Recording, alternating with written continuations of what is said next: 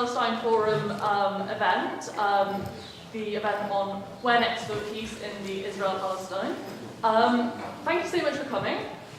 We are very lucky to have with us today Dr. Philip Leech on my right, who is from the University of Liverpool. He's a lecturer in international relations and researcher. His research work into the role of youth and resistance in the West Bank, and his doctoral thesis is on the Palestinian Authority's agenda in 2007-2011. He's written for The Guardian, he's written for Middle East Monitor, he's written for Open Democracy in International Relations and the Gulf States Newsletter. So a round of applause for Dr. Philip Leech.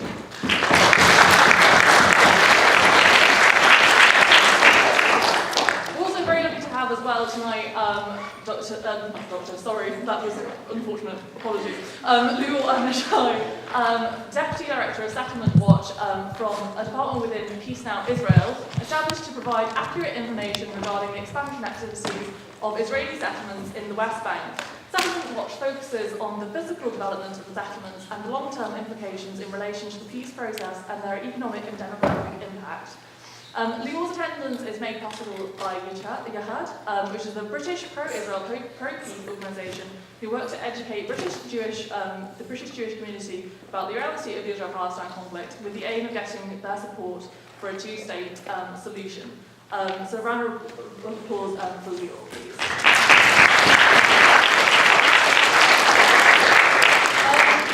I'd like to pass on the apologies of Professor Alan Johnson, who unfortunately had to pull out of tonight's event.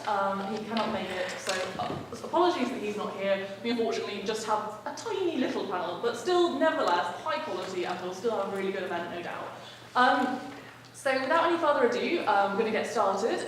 Basically, how this is going to work, each speaker is going to give an opening sort of how they see the situation at present. And then we're going to open it up to the floor where you guys can ask your questions of any thoughts that you have or whatever. And then we're going to have it where each speaker can give a sort of conclusion at the end, and that's how that's going to work. So without any further ado, I'm going to pass it over to Dr. Philip Leech to give his opening remarks on this. Thanks very much. I think mind if I stand up. I'm so used to lecturing like this. I find it awkward to sit down. I'm also a bit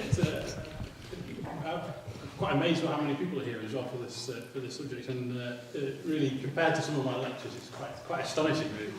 But, thank you very much for organising this, and thanks for coming. It's which I don't always agree, but you do produce some fantastic reports with some really interesting detail in that as well. So yes, I want to start really first of all by highlighting something we've talked to Emma about before. It's kind of obvious, but it's worth pointing out that there is no Palestinian perspective here. I'm not Palestinian, and neither is Lior. So this is worth highlighting because nobody here can speak for the Palestinians, and it would be wrong of me to sort of put a pro-Palestinian argument and in the sense of appropriating that perspective. I've never lived through a sustained period of my life under military occupation. I've never been arrested and dragged out of my bed in the middle of the night, and I've never had checkpoints between myself and the university I went to attend. I lived for a period in Palestine, in the West Bank, and I experienced some of those things, but in a very privileged position as a foreigner, an external observer. In many ways, it was manifest in many ways, but perhaps most profoundly, it was the fact that I knew if I ever got into trouble, I could get a way out of it. And that's something that's not accessible to many Palestinians, in fact, for most Palestinian youth. It is accessible to some Palestinians. Those who work in the Palestinian Authority tend to have greater access to privilege, but nonetheless, it's worth highlighting that point. And I would hope that if anybody here is Palestinian in the audience, I hope that you speak up. I must have said something really bad then. Is that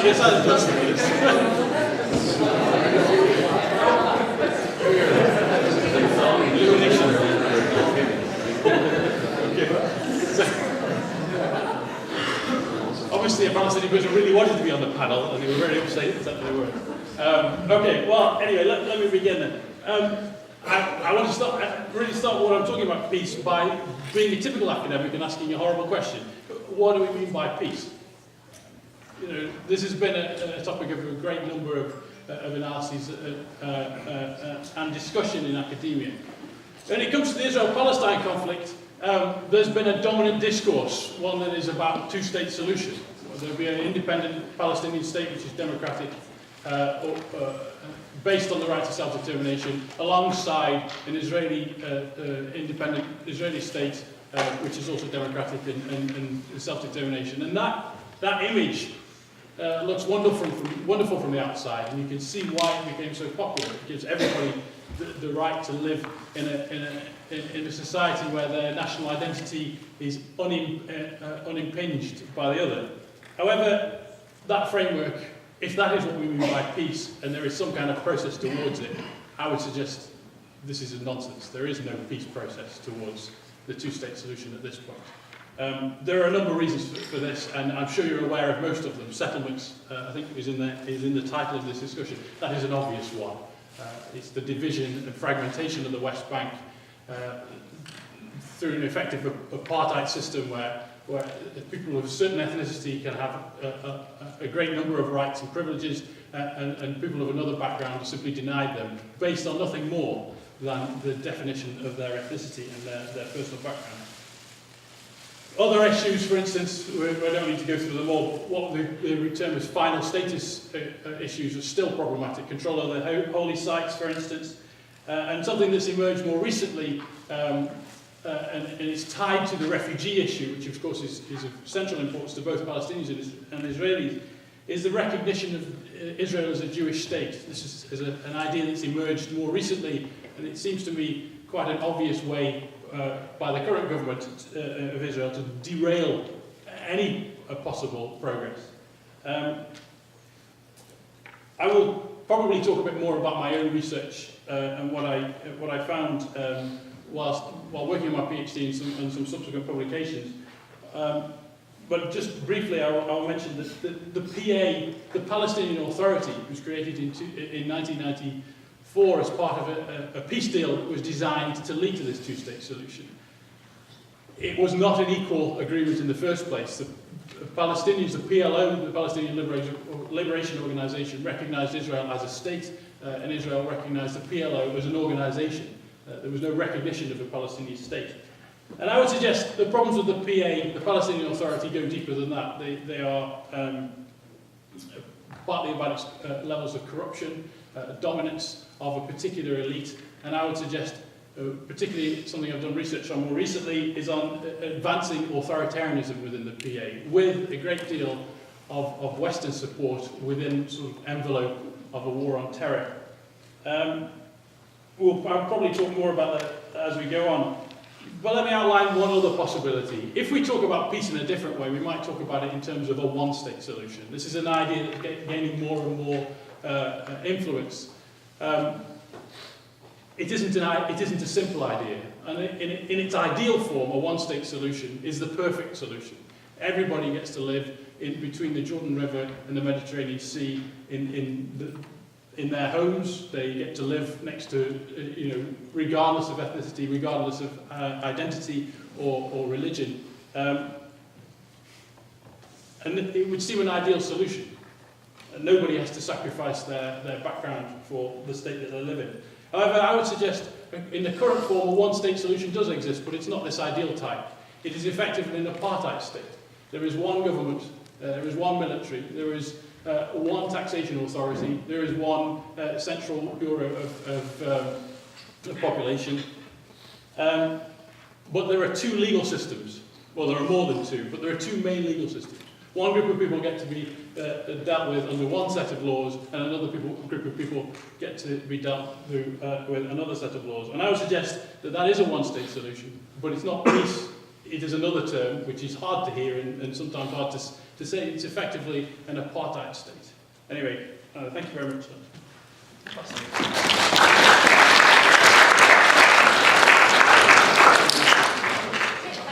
very much for my remarks, and invite Lior to open the cases.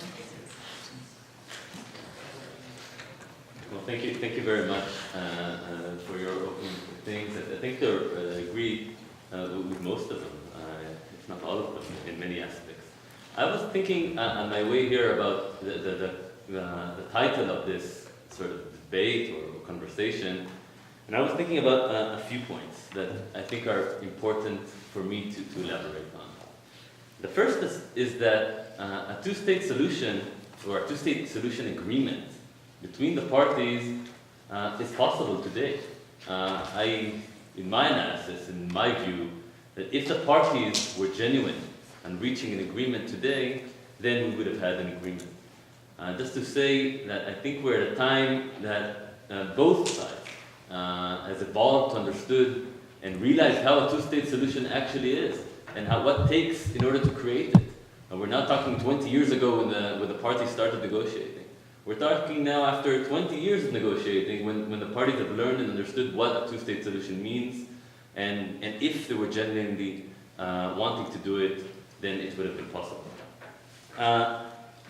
I'll say even more than that. I believe that currently we're in a negotiating problem that the Palestinian Authority is ready and capable of reaching a two-state solution. However, it's the Israeli government that's not capable of doing so.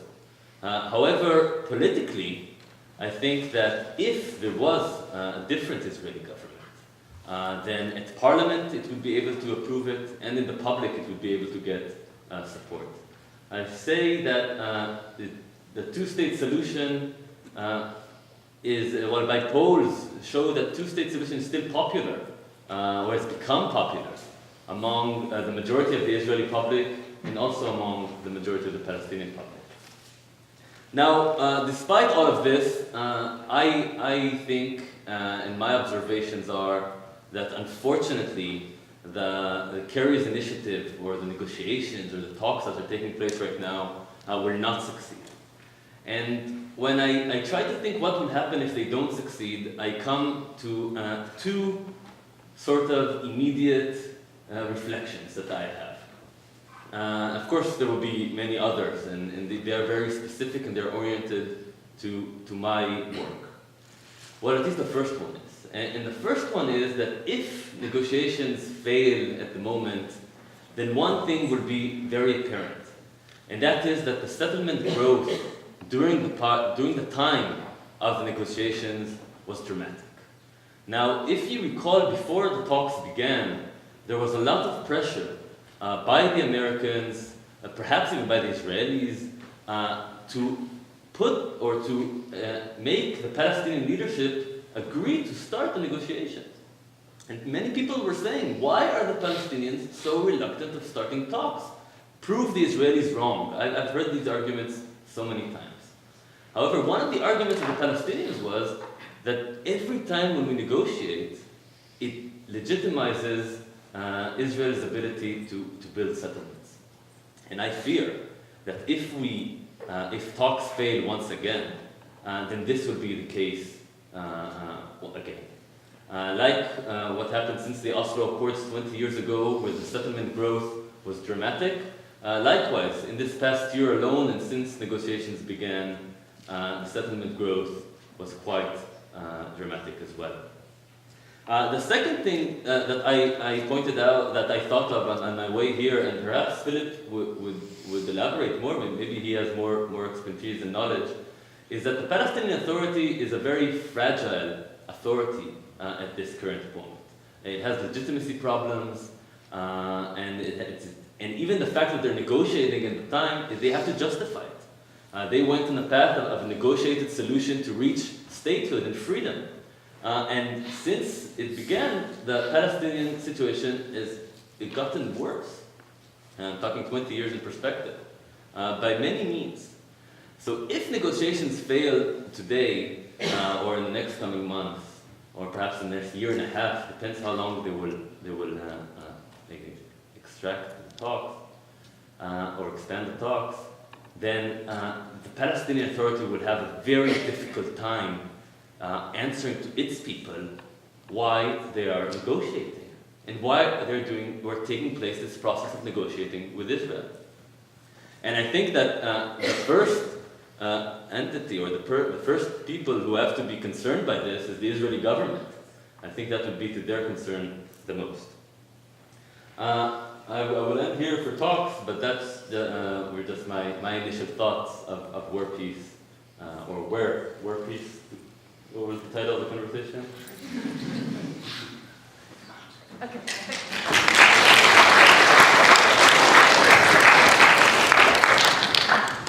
Okay, thank Lior very much for my comments. And now, does anyone have any questions on these sorts of things? And anything that's been said so far, or anything more broadly about Israel-Palestine, or like peace, or just anything at all about the region? Yes. Yeah, I wanted to ask this debate about two states, one state, and it strikes me that I suppose I'm taking issue with what Philip said. I'm not sure that one state is quite as simple and perfect as you presented in terms of being an ideal scenario. That when you have two nations of people that are effectively trying to divorce themselves from each other, both of whom want to raise a national flag, want to sing their national anthem, both want to call Jerusalem their capital, that somehow a perfect solution to the conflict is or an ideal solution, is a one-state solution, because it strikes me that you do not allow, that in a situation like that you end up with two groups of people, of which certainly one can't fulfill their national aspirations, and I think that when you've got two people trying to fulfill national aspirations in a conflict which is about land, ethnicity, and nationalism up to a point, that the notion that one state would be ideal, I think skims over a lot of the psychology of the conflict, and I think that actually, no solution to this conflict is perfect, and there's going to be many, many people, if the day comes that there is a solution in the peace agreement, who feel that they've been that the solution is not just, is not fair, and not right. But I'm not sure it's quite as simple as you present, that the one-state solution would be the perfect solution, because I think that there's many people in that region who don't support it, who don't want it, and would feel very, very aggrieved at that being the solution to the conflict. Well, yeah, you're right. It is not a simple solution. I mean, it's an ideal type, isn't it? Well, ideal for who? Well, if you let me finish, it's an ideal way of short-circuiting these ideas of nationalism and so forth. If you've got two people who compete over the same holy site, because it's essential to both of their religious doctrines, then an ideal solution clearly is to share it, surely. Well, the problem is, of course, is that, as we've seen, human nature doesn't seem to work like that.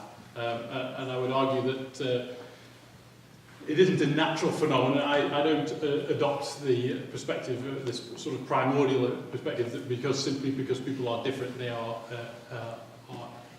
conflict is inevitable.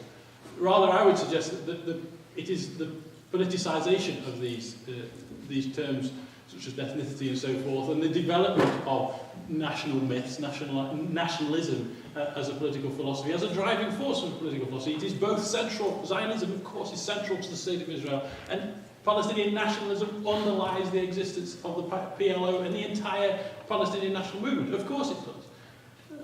But I'm saying that, I'm not saying it's easy to achieve, and I'm not even particularly advocating it. I'm simply outlining it as one of the sort of conceptual bookends, if you like, of where we would look at in terms of a one-state solution. It is, on the one hand, it could be a very peaceful scenario where people, despite national and religious differences, live next door to each other and get along, like people do in London, in Liverpool, in Manchester, in New York, all over the world. People manage to survive despite the fact that their neighbour might be of a different colour or a different religion. On the other hand, the other bookend is a one-state non-solution, one that is an apartheid state. I would suggest that it is better to try and aim for the ideal than simply accept the status quo. But nonetheless, I accept your point that it's not simple to achieve by any means, but that was not why I raised it. I hope that answers the question. I'd like to take the stage to also say a few remarks about this. I think that the main problem, I think that when we talk about the two-state, one-state solution talks or arguments, it's very easy to find faults in the two-state solution. Obviously, it has many faults, many difficulties. It hasn't been achieved in the past 20 years since the parties started to talk about it officially. However, the problem I find with a one-state solution is that there isn't a one-state solution. As somebody who deals with a two-state solution for so long has never yet been challenged by a real one-state solution alternative. There's nothing that I can see to challenge the two-state solution. Something I can see and say, well, this is good here, this is better here, this is worse off here. There's nothing that you can look at it to look at. Once there will be an alternative that somebody would produce and say, wait, I have found something better, then maybe we would be able to relate to it. But yet, this is not, it hasn't happened yet. Now, the second remark I want to say is that there are, I don't think there's a one-state solution right now. I think there might be a one-state situation, perhaps, maybe not as well, because I do think there is a difference between lives in the West Bank and the Gaza Strip and within Israel proper. But nonetheless, I think that there are many groups that are promoting a one-state solution. And many people seek it. But they all want a different one-state solution. If you talk to radical settlers in the West Bank, they'll tell you they want a one-state solution that would be a Jewish one-state solution. Now, if you talk to academics from here, maybe they'll say, we want a one-state solution because we want to undermine nationalism, and it's an old 20th century belief or 19th century belief, and the people should ignore it. Now, if you ask Palestinians, even moderate Palestinians, who believed in a two-state solution, many of them are saying, well, look where the two-state solution negotiations has led us so far. Let's go back to our sort of initial request of a one-state. But it will definitely be a Palestinian nationalist state as well. Or perhaps similar to what Israel is today, a nationalistic state and a democratic one. So I think that the one-state solution is being put up there by some groups, each one looking at it differently. But nonetheless, one or any agreement of a one-state solution that people can relate to is yet to be produced. Do you have any more questions? Yeah. There seems to be a bit of a problem generally in the way we view foreign countries, we hold certain countries to certain moral standards.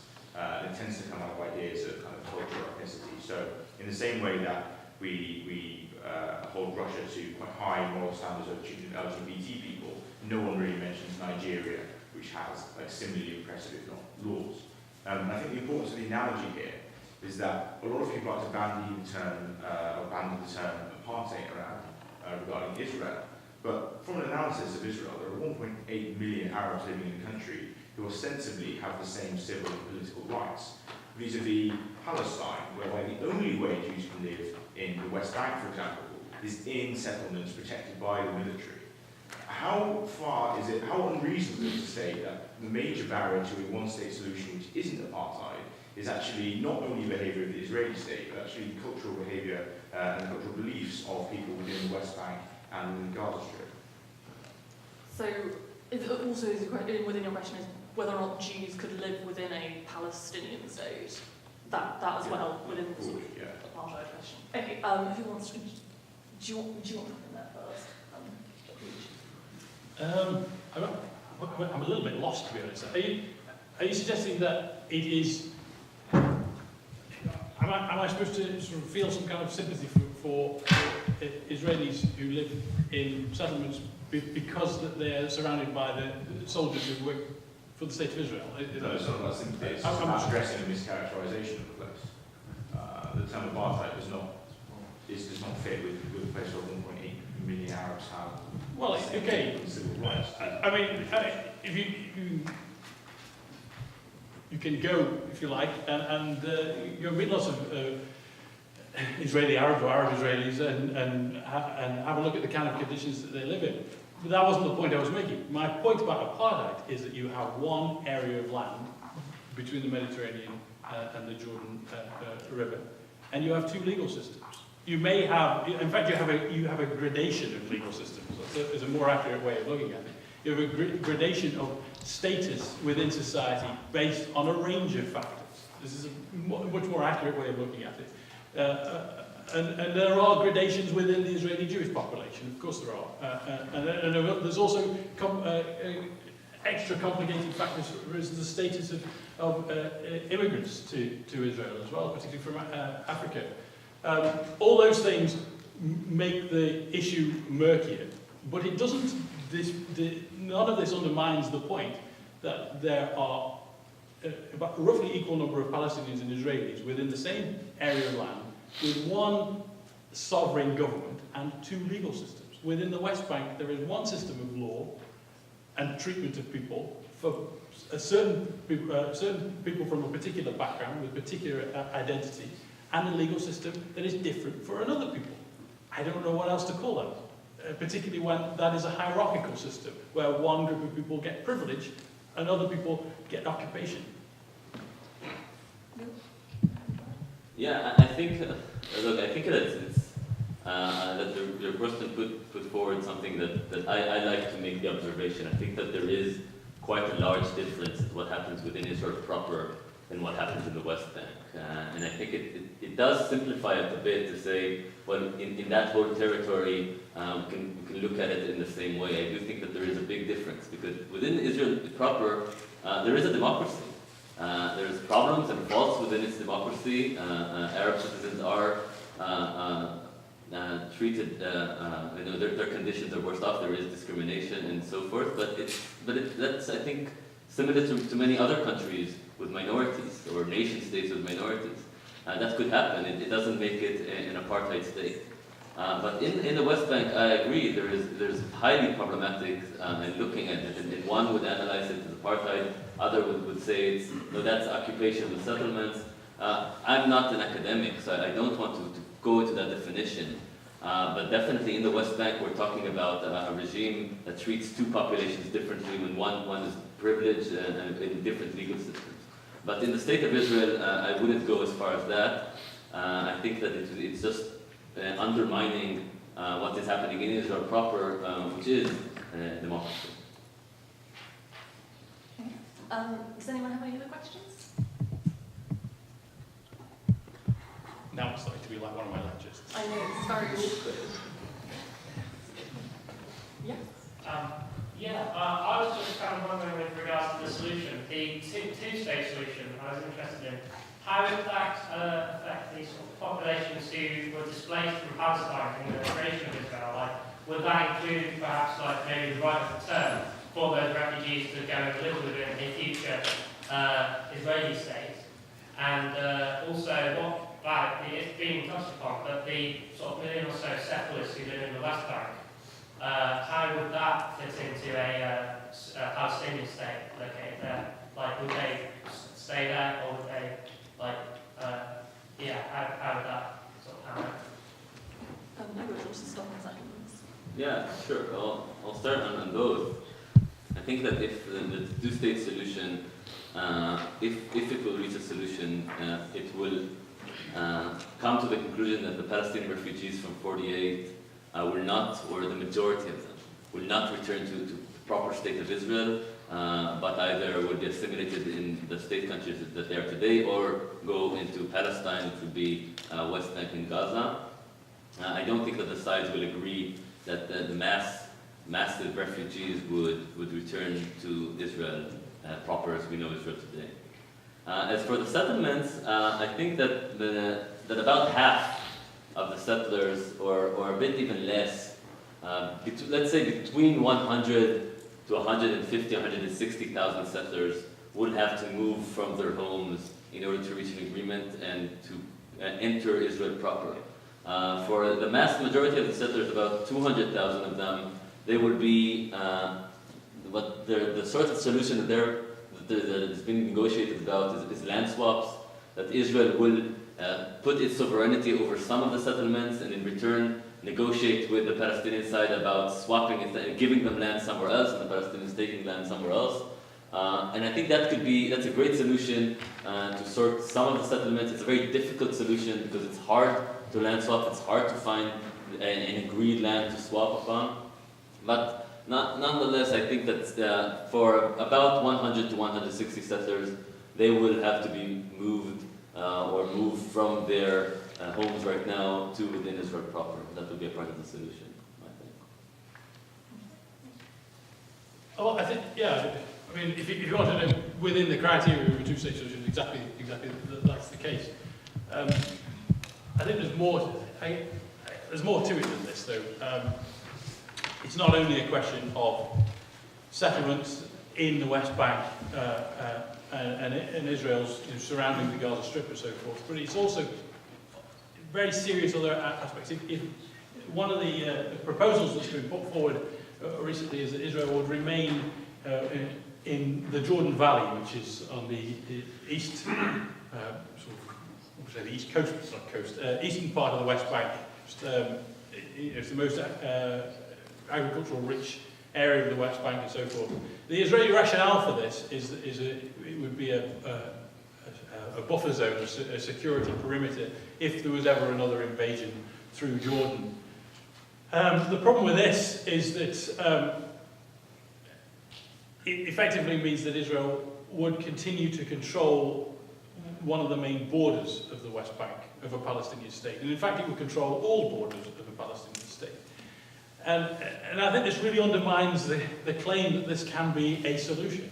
I mean, how can you have any kind of economy? How can you have any kind of notion of, I mean, perhaps you can. Perhaps, I don't want to upset the lady over there, by confining our ideals. Perhaps there is some future solution that somebody who's very intelligent is going to come up with that means that when one country controls all your borders, you can still claim sovereignty.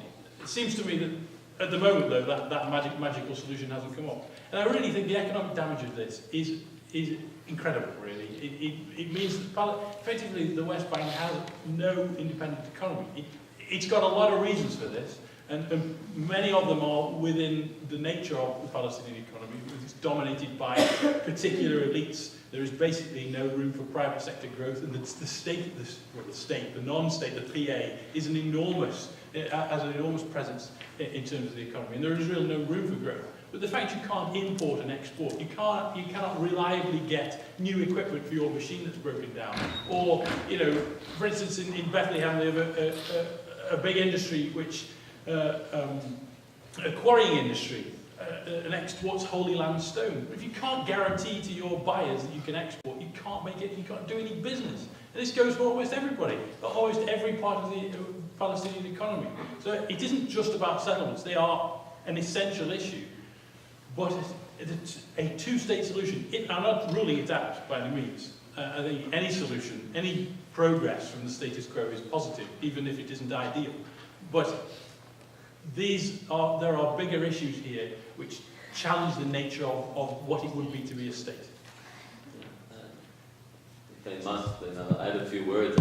I think that there are many issues to the two-state solution, not just settlements. Key issues like the Jordan Valley, or the holy sites, or the Palestinian economy. Just about the Jordan Valley, it could be a troubling thing. It seems like it became very troubling to negotiate over the Jordan Valley.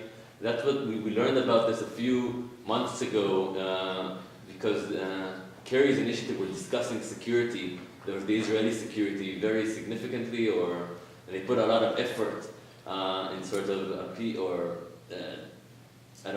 discussing this sort of topic with the Israelis, and they put forward, and some things were leaked to the papers about Israeli presence in the Jordan Valley. I must say that I think that the Jordan Valley actually is not one of the difficult topics.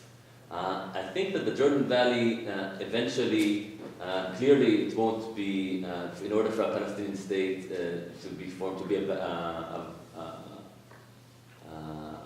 successful Palestinian state, they must have their sovereignty over the border with Jordan. However, I do think that there is an interest by three parties, at least, to have a safe and secured border without smugglers. Now, Israel has a clear interest in this because they are worried that there will be smugglings of weapons into the West Bank, into Palestine, then they will shoot Israel. But I think the Palestinians also have an interest in this because they also want a sovereign state that rules their people. They wouldn't want that there will be groups who will smuggle weapons. And the third party, of course, is the Jordanians. I don't think the Jordanians would want smuggling to be in their border. So I think actually the Jordan Valley which is, it is currently, seems to be one of the problematic issues. I think it's one of the easier ones to sort because the parties actually have mutual interests. I'll take a more questions to the floor. Gentleman at the back. Yes, so I just wanted to sort of elaborate on a point that Lior mentioned and perhaps propose it to Philip in a question, which is that Lior spoke about this idea of it's kind of people don't like the idea of referring to Israel as an apartheid state, and there's a distinction between what happens inside Israel and outside Israel. I think that's been demonstrated today, like Philip talking about what happens in settlements in the Gaza Strip and the West Bank rightly. And the gentleman speaking before about saying, you know, at one point, being Arabs live alongside Jews, yes, there are a certain level of discrimination. You know, we have Arabs on TV, you have Arab in the final MasterChef, one often here. And so I wonder if it's misleading not to distinguish, when using the apartheid analogy, not to distinguish between what happens inside Israel and outside Israel. Okay, so do we think apartheid title is misleading? No. And why? Well, for the reasons I've explained, I think it is a simplification of something that's more complex, admittedly, as I've outlined before. That there are multiple, as I said, sort of a complex hierarchy of citizenship, which is fluid. I acknowledge that, and to some extent you can say that this is true in every state in the world. I would say that there's quite a dramatic distinction between those who are privileged in the Israel-Palestine conflict context and those who are not. But no, I don't think it is misleading. Simply because we're talking about the Israel-Palestine conflict, and as I began my opening remarks, there are two ways of looking at this. One is a two-state solution, and within that framework, I think that is misleading. A two-state solution is misleading, but it brings the assumption that we're talking about Israel as the state as it exists, and Palestine as the Palestinian territory. And in that context, I think apartheid is an appropriate term to use. Yeah, I don't agree with this. I think that there is a clear distinction. I think that I would say that it sometimes makes it easier to look at it as just one situation and saying, well, look, Israel is doing this, and there's discrimination, and there's this thing called occupation. Then Israel is certainly an apartheid state. But I think that there is, you know, I live in Israel, and obviously there are many faults within its democracy.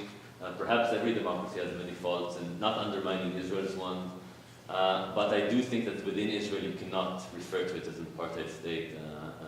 Civilians, Arab civilians, citizens of Israel, as much as the situation should improve, because it's not easy to be a minority within Israel, it's still not an apartheid state. It's within the borders of democracy. Of course, within the West Bank, it's a completely different argument. Maybe it's harder to argue that the West Bank is not an apartheid situation. Maybe it is. Maybe it is a unique occupation. However one wants to define it, it's severe there for sure. I will take the lady at the back. Sorry. I was just wondering, like, how do you think it's really possible to have meaningful negotiations when the playing field's so unequal? Because the way I see it, there's only one side that's really able to compromise. Okay. Well, then more. Yes, we start with you. No, I think it's very difficult negotiations. I think that it's difficult from the first of all because the Americans are not being perceived, and perhaps justly, as a just negotiator, and that is the problem. It's definitely the problem for the Palestinians. The other thing is that the problem is that they're the strongest player, and the only one perhaps that can actually move something if the side, because if it wasn't for the Americans, perhaps there wasn't negotiations at all. So it is very difficult, it is very problematic. And also the situation itself, as you asked in the question, is problematic because the sides aren't on equal stands. Israel is the powerful state in the negotiation team. But having said all that, I really genuinely believe, and it's not just based on belief, but based on figures and how I read it, that if there was genuine negotiators on the Israeli side who want to reach an agreement, and with this current Palestinian government at the PA, then an agreement could have been made, or could be made today. That would be a fair agreement that the parties and the peoples would be happy about it. Unfortunately, I don't think this is the situation right now. Maybe I'm wrong, and I would be surprised for the better. But currently, I'm not seeing that the Israeli government is actually seeking an agreement. Sure. I think you're right. It was the same old thing that's said about the US being not an honest broker, but the only broker. I would say there's a slightly different way of looking at it, but in line really with what you're saying is that there's a lack of honesty on all sides of this. The US is not an honest broker. I don't think Israel is, the current government, I don't really think that the Kadima government was what they saw as peace was really what most people would have accepted. But I don't think the current Israeli, I mean, with Bibi Netanyahu, it's so obvious that he's not really in this to make concessions. But also on the Palestinian side, you touched on it a little bit earlier, lack of legitimacy. The Palestinian Authority is not, it presents itself as a democratic institution. Mahmoud Abbas is the president of the Palestinian Authority. His term ended in 2010. What you've got is effectively, I don't quite know how this fits in with the discussion of solutions and so forth. And to some extent, this is why everything I do in my research sort of leaves that sort of to one side. I think it's not the most interesting question at the moment. But really, the kind of politics in the Palestinian Authority is one that is really very disappointing and very shifting towards the kind of authoritarianism that you saw under the Mubarak regime and under the Ben Ali regime in Tunisia. It's that kind of what technically we might call a bully Praetorian republic. It's the kind of regime that buys off elites and uses a security state effectively to contain the population. This is effectively an advancing form of authoritarianism within the PA. And there are, whether they actually want, I'm not going to suggest that Mahmoud Abbas and others don't want a solution, but I am saying, but I will make a slightly different point, that they gain something out of the peace process simply as it is a process. They gain status and legitimacy from the international community, which enables them to stay in their privileged position within their own political environment. They remain the big fish in a small pond as long as this process continues. And there was no Arab Spring in the same sense as there was elsewhere, but there were protests. I was there in Ramallah and I saw them. There were protests against negotiations, some mentioned before, and they were put down. There was beatings in the streets by Mukhabarat, the secret police, which is the kind of thing that was replicating what Mubarak's secret police were doing, or Ben Ali's were doing as well. So I think there's a lack of honesty on all sides, and to some extent we don't really, we get blinded by this question of solution if we only focus on that. And I think there's some, just as looking at Israel's politics is an important way of looking at how decisions are being made and where the agency is and that sort of thing. Looking at Palestinian politics in its own right is a very important step to take in order to really understanding the broader politics of the situation. I'll take the gentleman in the grey hoodie. Just on the point of apartheid, when you compare the Israeli apartheid to the South African apartheid, black South Africans were not living outside of South Africa when it was considered an apartheid. They were living in South Africa, so just because there's no physical segregation, it doesn't mean there's no apartheid. On the point of settlements, I don't know his name. Theo. He was thinking that the best solution to the settlements is land swaps. What are the Palestinians going to give you in return for the land? The Gaza Strip? Or, I mean, they don't have anything to give away in return. and it sounds a little bit like the Israeli government is doing the Palestinians a favor by swapping land with them, but actually it's the Palestinians that are being open-minded and deciding to live side by side to people who have, been committing war crimes against them. And on the final point of democracy, up until before the Arab Spring, Israel was the only, other than Lebanon, Israel was the only democracy in the Middle East. But just because they're the only democracy doesn't mean that they do not. I mean, my point here is democracy does not mean that everything else is solved. There are other countries like Jordan or Egypt or Tunisia that were dictatorships, but they did not have any war crimes or anything like that carried out. I don't see democracy as necessarily a positive for Israel, because anyone they elect seems to be a war criminal in the end. So these are my points. Look, for the first point, I'll tell you, I do.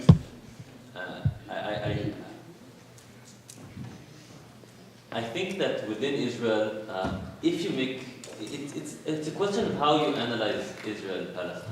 I think if you want to do comparative analysis to apartheid South Africa, and if you sort of exclude, if you can exclude what is happening in the Gaza Strip and the West Bank from Israel for your research, then I think you wouldn't find an apartheid state. And if you look, because you will see that there is discrimination in other states in the world, but still Palestinian citizens of Israel are allowed to vote, they're treated legally the same. And so sorry to interrupt you, but are they Palestinian or are they Israeli Arabs? Because they have Israeli passports. So any Arab that lives in Israel that doesn't have an Israeli passport gets to be discriminated against, but any Arab with an Israeli passport doesn't get to be discriminated against? no, the Palestinians from the West Bank or the Gaza Strip are not allowed to enter Israel unless they have special permits. Now, Palestinians within Israel, it's a question of their how they want to entitle themselves. In Hebrew, I will tell you that the most dominant term it would be Arab Israelis.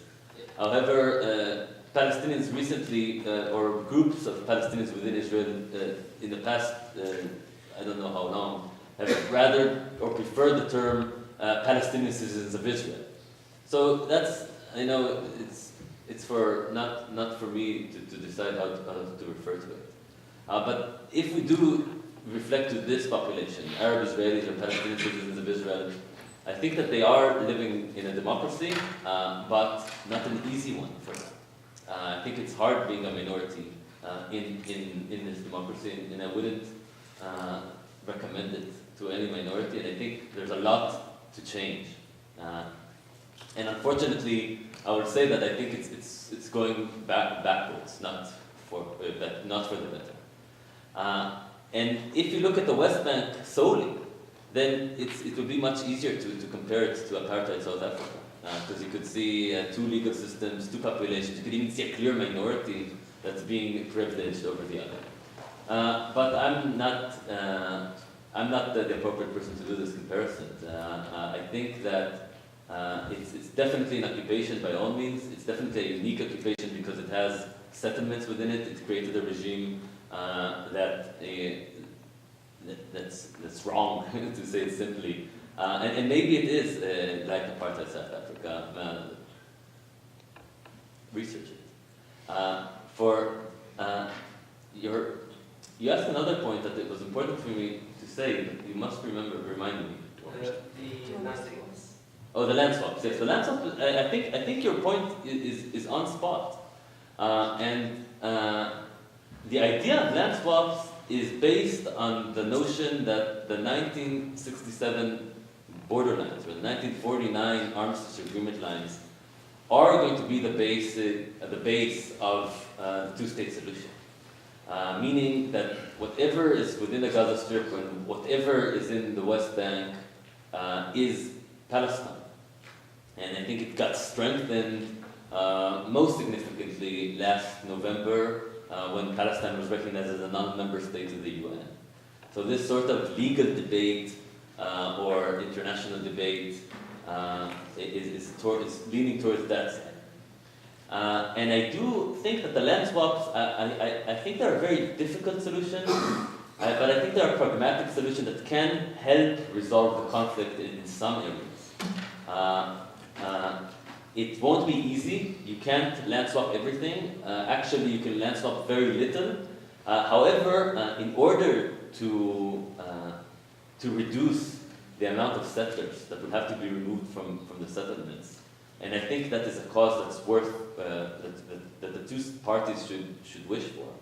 There could be some land swaps, and in minor places where the Palestinians, it's true, will have to agree and compromise yet again to accept different lands in return for where the settlements will remain under Israeli sovereignty. Sure. I don't think.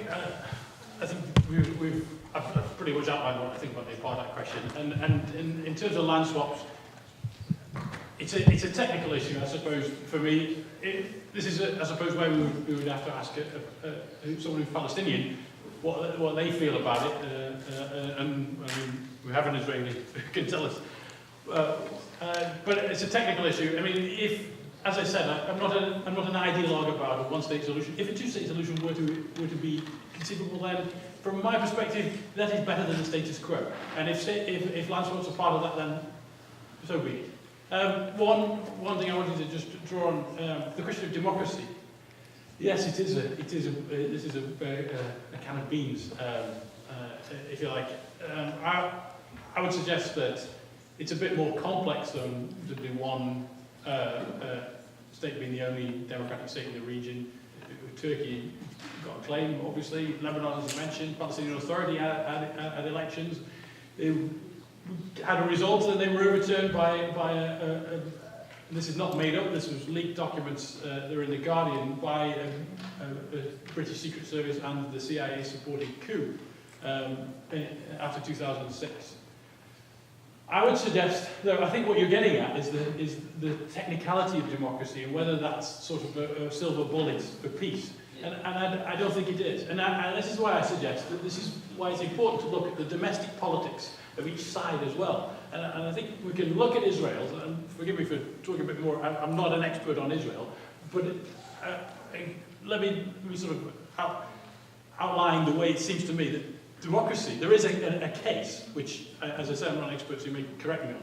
There is a case to say that the way in which the democracy of Israel functions is debilitating to any successful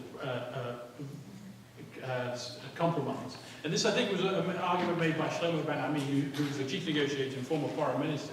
And he made the point that there is simply no space within Israeli politics for the kind of compromise a government would have to make in order to resolve the conflict. He said there are lots of big actors in Israeli politics. And with a system which is proportional representation and so forth, you have to have coalition governments, and therefore you'll never have that, well, not never, but in the current climate, it's unlikely to have the dominance by a particular group who's so willing to concede. And it's one of the reasons why people are, I don't know what the term is, to make a saint of the hagiographer, I don't know if that's a word, of Rabin, who was assassinated because of his status as such a powerful figure in Israeli politics. He was the man who could compromise when no one else could. I don't know whether that's true or not, but I think it's worth highlighting that democracy, in my opinion, is not a silver bullet. And arguably, I don't agree with you that the Palestinian Authority, I do agree with you that the Palestinian Authority, in its current form, is the most acquiescent. And it bends over backwards to make almost any concession that could probably come to some kind of solution, well, not solution, agreement. I don't believe that agreement would be a solution. That's where I differ with you. But you're right, and that's not a democratic government. A democratic government was elected, and that contained Hamas, who wouldn't have made those deals. So, yes, I don't think democracy, in fact, there's two good arguments to say that democracy in this case is an impediment to a compromise. Whether that, when we have to decide, oh, do we care more about democracy or do we care more about compromise? That's for you to decide. I'm going to take the last couple of questions before we move on to information speech. We're just starting to run out of time a little bit. So I'm going to take this lady here. Sorry. Hi, okay. My question is about the Palestinian politics.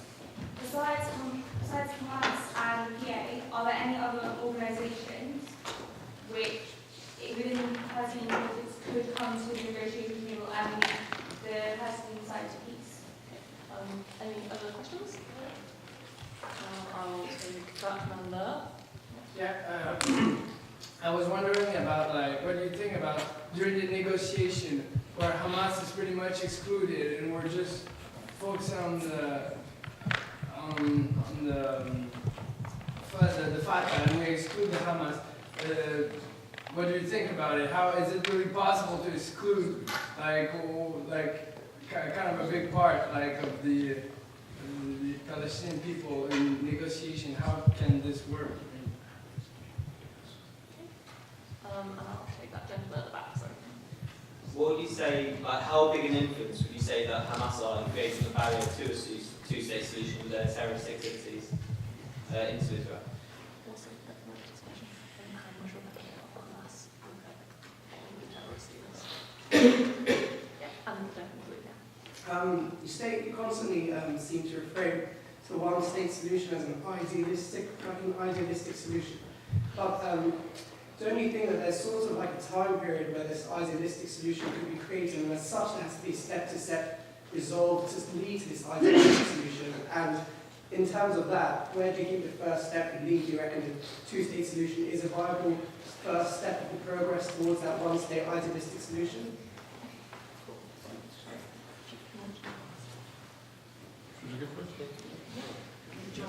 sorry. So it's no Hamas negotiations. Any of the political groups or Hamas agencies with terrorist groups. Where Okay, so I see that the last chord in this discussion is about Hamas, and that they're not participating in the decision-making of the Palestinian Authority. I think that it's highly problematic, actually, and I share the thoughts that the Palestinians and the Palestinian Authority has a severe and significant problem of legitimacy in its bubble. My only hope is that if the Palestinian Authority does reach an agreement, perhaps in a scenario that won't happen, but if it did, then this would be put forward for the Palestinian people to decide upon. And that perhaps would strengthen their legitimacy once again, and then the supporters of Hamas would be able to influence that agreement. In the current situation, I don't see it changing. sorry, any other Palestinian political groups that might potentially provide an alternative? Look, other alternative groups, I don't see currently one either than the PA or Hamas being an alternative group. On the contrary, I think that if one is fearful of Hamas, or if the Israeli side is fearful of Hamas, their biggest interest is to succeed in agreement with the Palestinian Authority. Because currently, when Hamas is ruling the Gaza Strip, there are circles of violence every often, or every now and then, between Hamas and the State of Israel. Then the party that is losing the most out of it is actually the Palestinian Authority. Because the Palestinian Authority is basing itself on a negotiated agreement with Israel. Now, if they don't succeed in reaching it, then they will have the most problem within its bubble. That's how I see it. So I think it's a mutual interest, or Israel's, let's say it like this, if Israel is so worrisome about Hamas, then in their way to weaken the position of Hamas and their popularity is to actually reach a solution with the PA. Now, I also I share some of the thoughts that the PA is not a strong negotiator, and that pressure could be put on it. However, I also share the thing that it should, that it is the only one that can actually reach a solution, and that it is in Israel's interest that the PA would become powerful, that they would have a fair state, that they would reach an agreement that would be good for the Palestinian people. One would not want a fragmented Palestinian state alongside Israel, but a strong and viable state that could succeed. So I think it's in the party's interest to reach that as well. Okay. Great. It's a really good question there. Thank you. I think I need to start with very briefly a bit of clarification. The PA is an interim body that was designed to lead to statehood. There are political parties within it. The Fatah is the dominant party. This is the party of Mahmoud Abbas. And somebody was asking about other actors who could play a role. Well, to an extent, we've had that precedent. The Prime Minister, up until very recently, he was not elected to the position. He wasn't the winner of any party. He was actually from a very small party, the Third Wave. His name was Salam Fayyad. And he's the one who was a real dynamo behind what was effectively an institution-building agenda and began this progress towards going to the UN, although he backed away from it towards the end. He was not part of Fatah and he was not part of Hamas. There are other political parties. There are some very lefty groups, and then there are Islamic Jihad, for instance, who are definitely on the right in that particular sense. But there's also people like Mustafa Barghouti, who's a spokesperson for a third party, which is a very strong advocate for the two-state solution, and also for non-violent resistance. But this is where we get to the domestic politics of Palestine again, and you're talking about balance of power within that system.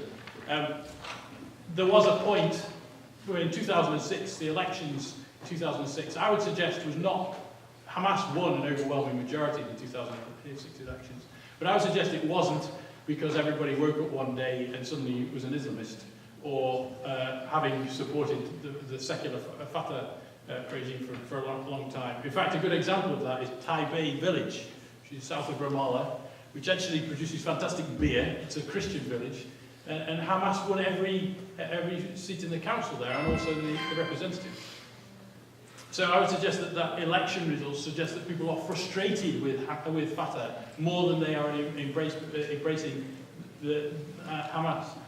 What does this mean in terms of leading to a peace process? Or another actor leading the charge, I think is very difficult. When that coup happened that I mentioned, when that overthrowing of Hamas occurred, it came with Western support, and this strengthened the old guard within Fatah. It strengthened Abbas and it strengthened the old security chiefs and so on. And these are the big players in the current setup. And they're much stronger than they used to be. They were a hell of a lot weaker within the PA than they had been at the time. So I think at the moment, they are the dominant party within the West Bank. And I don't see anybody challenging them, especially if we're not going to have elections. There have been municipal elections announced numerous times. Since 2010 I was there. All the posters going up in the municipal elections. As soon as it looked like they weren't going to get what they wanted, municipal elections were cancelled. So it's not a democracy. It's not a regime that's going to shift very much. On Hamas itself as an impediment to the peace process, yes, of course it is. But that it's one of many impediments. I would suggest that it's an impediment because not on its own, it's within a context.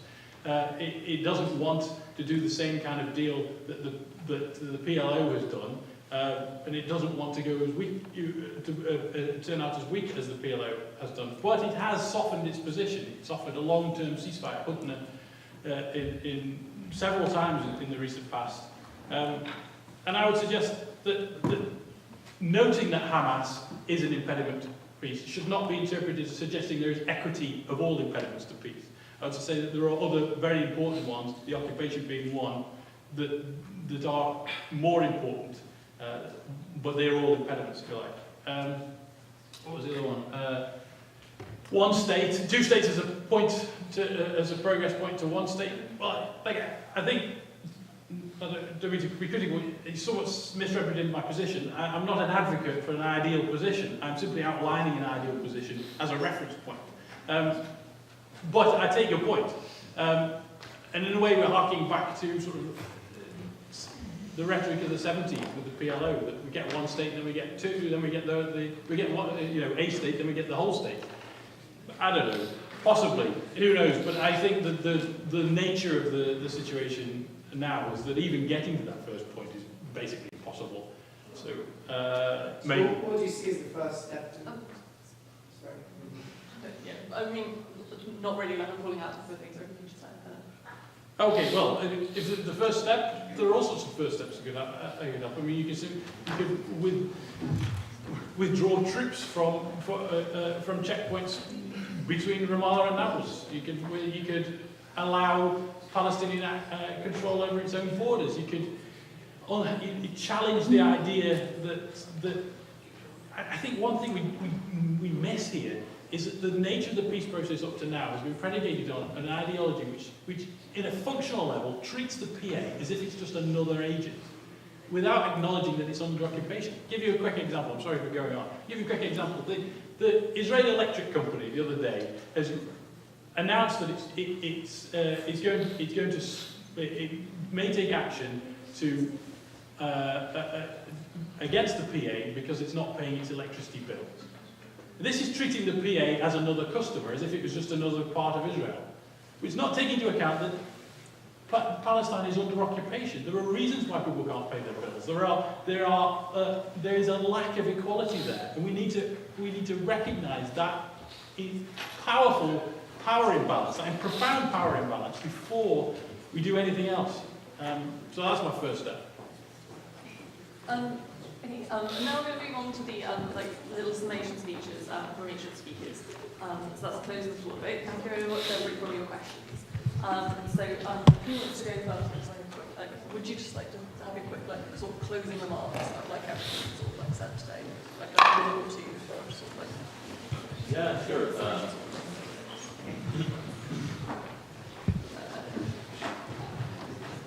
I think that I'll sum up in 2 sentences what I think is important for me to say, and that is that if the parties wanted to reach an agreement, then it was possible. We're not talking about something 20 years ago that we didn't know what an agreement would look like. Today, it's possible. I would also pick up on the remarks made by Shlomo Ben-Ami, which I think is one of the best academics that was produced in Israel. And I think that in today's climate, within the Israeli political system, actually the parliament is not a problem of doing an agreement. It is within the Likud party, within the ruling party, that there's the most difficulty. And perhaps the resemblance the time before the disengagement or after that Sharon, then Prime Minister, had to create another party. So I think that there's, within the Israeli society, for sure, I think that there's a support for it, within the parliament there would be support for it, but the problem lies within the Prime Minister's party. I think that there's also wide support for such a solution within the Palestinian people, and I think that the Palestinian Authority is capable of producing such an agreement that will only strengthen the voices of, or its political, or give it many political points. I do fear, however, that the negotiations will not succeed, and if they will not succeed, we will have many problems, and one of them, perhaps, is, and I'll give you an example, is that if the negotiations will fail, however, there would be a suggested proposal by the Americans. And as stated here above, it would be a proposal that the Palestinians will not agree to because they would feel that it won't be a fair proposal. I fear that such a proposal would be suggested as the base of future negotiations.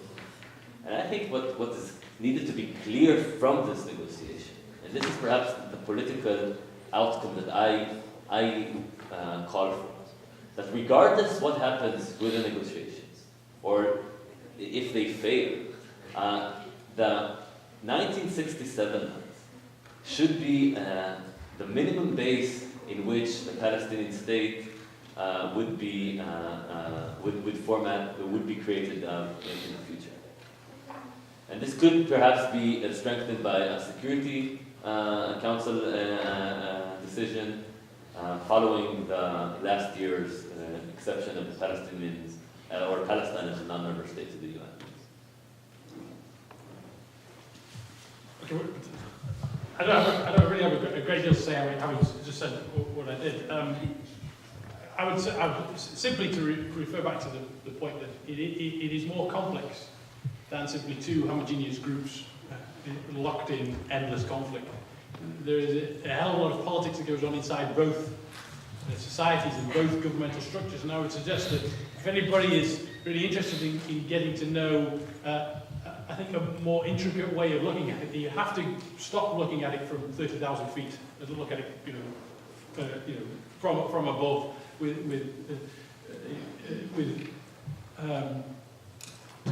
two different people separated by walls. You have to actually look at it in terms of the intricate nature of the politics within both units, within both societies and so on. Having said that, there are lessons that we have to learn from that overview, and we shouldn't lose sight of the fact that this is not only a conflict, it's a completely unequal conflict between two very unequal parties, and there is no honest broker in the middle. And that really is a profound challenge, I think, to the two-state solution, and it's a profound challenge to the one-state solution, of course, as well. But in terms of peace, as long as that remains true, and as long as the status quo remains within those political units themselves, if you've got a sort of a hawkish government in Israel, and you've got a long way before you get to not hawkish from where we are now. And if you have a feeble, illegitimate, weak, acquiescent regime in the Palestinian Authority, then you're going to have trouble constantly. What to do about that, I'm not quite sure yet, but I would suggest that that's really my summation of the issue.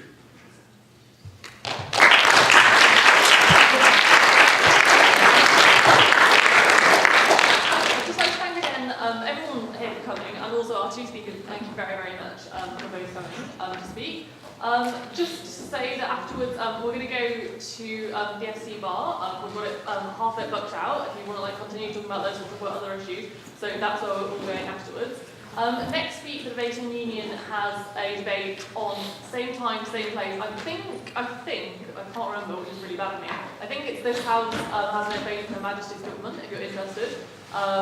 Next Tuesday as well, if you're interested in getting involved in the Israel-Palestine Forum and the sort of things that we do, we put on events like this, we put on things like film screenings, do all sorts of different things. At 4 o'clock in the Veggie Cafe on Tuesday, we're having a planning meeting. If you want to get involved in the organisation of the forum, that's how to get more involved, basically. If you search for us on Facebook, you can like our page and see when we're putting on events and stuff like that. We're going to have film screening in the next couple of weeks, so hopefully see some of you guys there. Thank you very, very much for coming. And